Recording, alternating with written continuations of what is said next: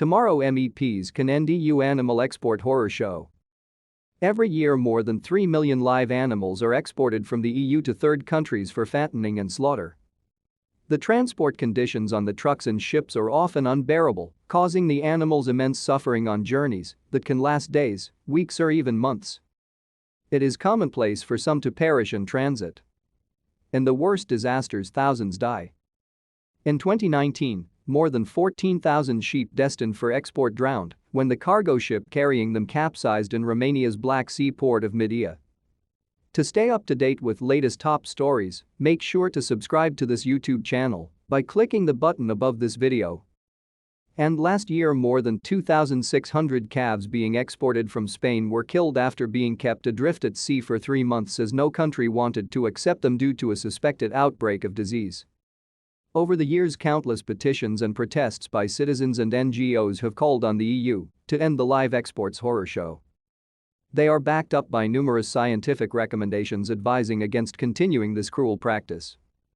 On Thursday, 20 January, the European Parliament must show its commitment to standing up for the concerns of Europe's citizens by voting at its plenary session to call for a ban on live exports and strict limits on animal transport within the EU. The Parliament rightly set up a committee of inquiry on the protection of animals during transport in 2019 in response to public disgust at the ever-growing catalogue of suffering and death in EU animal transport.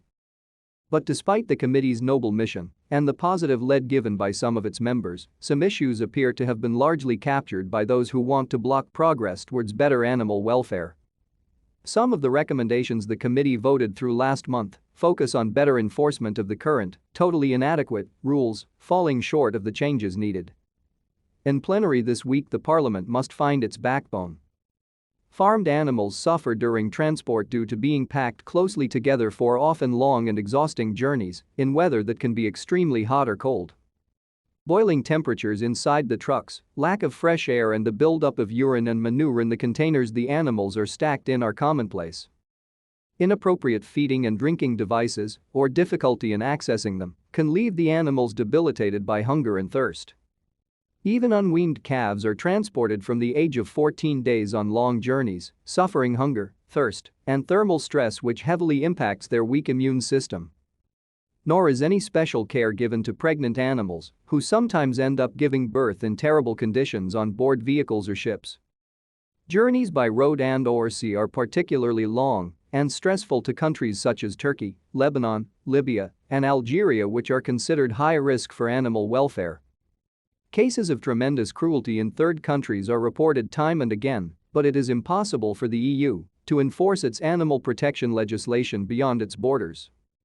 The European Commission is currently preparing a revision of all EU animal welfare legislation. In its plenary vote this week, the Parliament has a unique opportunity to influence in a positive way the revision of the inadequate legislation on animal transport dating from 2005. If it still wants to be a credible voice that reflects public concerns, the Assembly must seize this chance. It must press for a ban on all live exports outside the EU and their replacement with trade in meat and carcasses.